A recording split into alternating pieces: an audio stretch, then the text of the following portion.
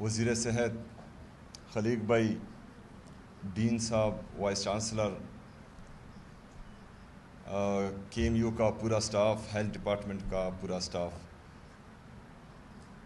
ہمارے صحافی برادری،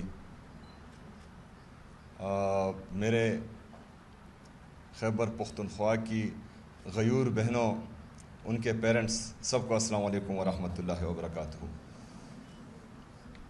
دومره ډېر مایکونه میخي دي، لایو خو یې ښایي نه مایکونه.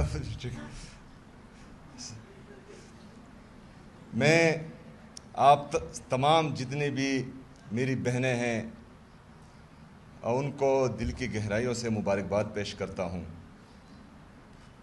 اور مجھے آج آپ سب پر فخر ہے. ایک دور تھا جب ہم خیبر پختونخوا میں صرف اور صرف خودکش دھماکے دیکھتے تھے، بارود دیکھتے تھے، گولیاں دیکھتے تھے.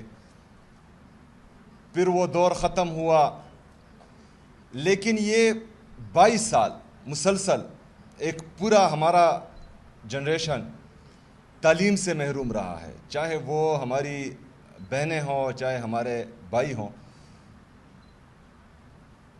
پھر 2018 سے لے کر 2022 تک ہم نے امن دیکھا. عمران خان صاحب کی حکومت تھی، پاکستان کے لیے پالیسیز بن رہی تھی، پاکستانیوں کے لیے پالیسیز بن رہی تھی. امن آیا ہوا تھا، خوشحالی تھی، ترقی ہو رہی تھی، جی ڈی پی گروتھ کر رہا تھا، امپلائمنٹ بڑھ رہی تھی، غریب کا احساس تھا اس حکومت میں. لیکن بدقسمتی سے جو فیصلہ ساز ہیں اور منصوبہ ساز ہیں، انہوں نے فیصلہ کیا بند کمروں میں بیرونی سازش کے ذریعے اندرونی غداروں کے ایما پر ایک جمہوری حکومت کا پانسا پلٹا گیا. پھر 2022 سے لے کر آج تک مسلسل پاکستان دن بدن خراب ہوتا جا رہا ہے. جو جی ڈی پی گروتھ 2022 میں ہم نے 6.1% پر چھوڑا تھا، آج وہ 3% پر رہ گیا ہے. مہنگائی آپ سب دیکھ رہے ہیں کس حد تک پہنچ چکی ہے. بے روزگاری، نوجوان، اگر آج آپ اعلان کریں کہ باہر کون سا نوجوان جانا چاہتا ہے تو بمشکل جو ہیں آپ کو 1% لوگ بھی ملیں گے جو پاکستان میں رہنا چاہتے ہیں. وہ پاکستان سے بھاگ رہے ہیں کیونکہ یہاں پر روزگار کے مواقع ہی نہیں ہیں. یہ فیصلہ ساز، یہ منصوبہ ساز اور ان کے لائے ہوئے یہ بندے، ان کی وجہ سے آج ہماری 45% آبادی جو ہے وہ غربت کی لکیر سے نیچے پہنچ چکی ہے. یعنی تقریباً 10-12 کروڑ لوگ آپ کے آج غربت کی لکیر سے نیچے ہو گئے. لیکن اس کے باوجود ہمیں کوئی پالیسی نظر نہیں آ رہی پاکستان کی، پاکستان پر مسلط حکمرانوں کی. لگے ہوئے ہیں صرف اور صرف جو ہیں عمران خان صاحب کو نیچا دکھانے کے لیے، لگے ہوئے ہیں ان کو توڑنے کے لیے، لگے ہوئے ہیں پاکستان تحریک انصاف کو ختم کرنے کے لیے. پاکستان کی کوئی فکر ہی نہیں ہے. پیٹرول اور ڈیزل ایک مہینے میں 3 دفعہ بڑھایا جا رہا ہے. لیکن یہ ساری چیزیں ایک سائڈ پر، جہاں سے میں نے بات شروع کی تھی اس طرف میں آ رہا ہوں. 2022 کے بعد فیصلہ کیا گیا کہ یہاں پر جو ہے پھر ان لوگوں کو آباد کرنا ہے جن لوگوں نے ہمارا امن چھینا تھا. جس امن کے لیے خیبر پختونخوا کی عوام نے 80,000 سے زیادہ قربانیاں دی، شہادتیں دی، جس میں ہمارے معصوم شہری تھے، جس میں ہمارے لا انفورسمنٹ ایجنسیز کے لوگ تھے. ہم چیختے رہے، ہم چلاتے رہے کہ نہ آباد کرو ان کو، دوبارہ نہ لاؤ ان کو، ہمارے صوبے کا امن تباہ نہ کرو. کہتے تھے جھوٹ بول رہے ہیں. لیکن اس کے بعد کیا ہوا؟ وہ لوگ آئیں، آپ لوگ دیکھ رہے ہیں، ملٹری آپریشن زبردستی کیے جا رہے ہیں، ڈرون اٹیکس میں ہمارا کولیٹرل ڈیمیج ہو رہا ہے، معصوم لوگوں کو شہید کیا جا رہا ہے. پرسوں عالم اسلام کے لیے بڑا سانحہ تھا، شیخ ادریس صاحب، ان کو شہید کر دیا گیا. تو یہ ہمارا نقصان ہے خیبر پختونخوا کی عوام کا، خیبر پختونخوا کا. لیکن یہ پالیسیز چلتی رہے گی جب تک آپ لوگ اٹھیں گے نہیں، آواز نہیں اٹھائیں گے. آج میری یہ بہنیں محنت کر کے یہاں پہنچی ہیں، میرٹ پر پہنچی ہیں. ان کے پیرنٹس نے اس مہنگائی کے دور میں ان کو سبق پڑھایا، ان کو ڈاکٹر بنایا. لیکن فرض کرے اگر امن نہیں ہوگا تو یہ جاب نہیں کر پائیں گی. اگر امن نہیں ہوگا یہاں پر انویسٹمنٹ نہیں آئے گی، امن نہیں ہوگا یہاں پر ترقی نہیں آئے گی. سب سے پہلے ہم نے امن کے لیے آواز اٹھانی ہے. آپ سب نے اس میں ہمارا ساتھ دینا ہے، ہمارے ساتھ کھڑا ہونا ہے.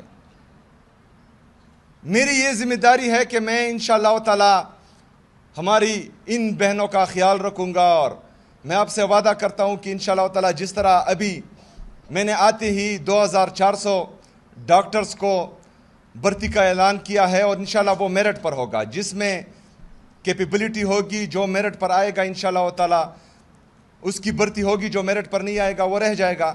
اسی طرح جس طرح وائس چانسلر صاحب نے کہا، ہمارے جو بڑے تھے، کیونکہ ہم قبائلی ہیں یہاں پر، میرے غیرت مند پختون مشران بیٹھے ہوئے ہیں، تو ہم جب چھوٹے تھے تو ہمارے گھر میں کوئی عورت یا لڑکی بیمار ہوتی تھی تو کہا جاتا تھا کہ فیمیل ڈاکٹر کے پاس لے کے جائیں. لیکن جو ہماری ایج کی ہماری فیملی میں لڑکیاں ہیں، انہوں نے بمشکل جو ہیں 5th تک کی تعلیم حاصل کی ہے. تو پھر جب ہم بڑے ہوئے تو ہم یہ کہتے تھے کہ مطلب جب لڑکی بیمار ہوتی ہے تو آپ کہتے ہیں کہ ان کو فیمیل ڈاکٹر سے علاج کروائیں. تو کیوں وہ فیمیل ڈاکٹر کسی کی بہن نہیں ہے، کسی کی بیٹی نہیں ہے؟ تو اسی لیے آپ سب نے، ہماری یہ جو بہنیں ہیں، جس طرح وائس چانسلر صاحب نے کہا کہ ان کو گھر میں نہیں بٹھانا، ان کو آپ نے جاب کے لیے اگر فرض کرے رشتہ بھی ہو، جس طرح وائس چانسلر صاحب نے کہا، یہ میں نہیں کہہ رہا، یہ وائس چانسلر صاحب کے الفاظ ہیں کہ ان کے ہسبینڈ سے آپ نے لکھ کر لینا ہے کہ انہوں نے جاب کرنی ہے. تو اگر فرض کریں آپ لکھ لے تو پھر جو ہے حکومت کی ذمہ داری ہے کہ ان کو انشاءاللہ تعالی جاب بھیجے گی. یہ کیوں ضروری ہے؟ آج پوری دنیا میں نرسز کی شارٹیج ہے. ہم نے نرسز ایمرجنسی آلریڈی لگائی ہوئی ہے. اسی طرح تقریباً ہماری بہت سارے B H Us, R H Cs, T H Qs, D H Qs, باقی ایم ٹی آئیز، اس میں ڈاکٹرز کی کمی ہے. انشاءاللہ یہ 2400 کے بعد بھی ہم مزید بھرتیاں بھی کریں گے ڈاکٹرز کی. تو ہمیں فیمیل ڈاکٹرز کی ضرورت ہے. تو آپ لوگوں نے سب سے پہلے گھبرانا نہیں، پھر اپنے حق کے لیے کھڑے ہونا ہے. انشاءاللہ تعالی ہم آپ کا ساتھ دیں گے. میں بہت خوش ہوں آج یہاں پر ہماری مرج ایریا کی فیمیلز بھی ہیں. کتنی فیمیلز ہیں ہمارے مرج اضلاع سے؟ ہاتھ اٹھائیں. ماشاءاللہ. انشاءاللہ اس کو مزید بھی بڑھائیں گے. ہمارے قبائلی اضلاع تھوڑے محروم رہے ہیں تو اس کو بڑھائیں گے انشاءاللہ تعالی. جو ڈین صاحب نے ڈیمانڈز رکھی ہے اس کو بھی انشاءاللہ آگے لے کر چلیں گے. ان سے میں رابطے میں ہوں. میں ایک دفعہ پھر آپ سب کو دل کی گہرائیوں سے مبارکباد پیش کرتا ہوں. گرمی زیادہ ہے، آپ کو بھی لگ رہی ہے، ادھر بھی گرمی ہے. تو انشاءاللہ تعالی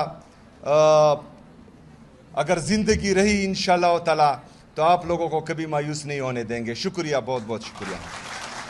جو ہمارے دوسرے حال میں پیرنٹس بیٹھے ہوئے ہیں، میرے غیرت مند پختون، قبائلی، پاکستانی، آپ سب کو بھی خراج تحسین پیش کرتا ہوں میں.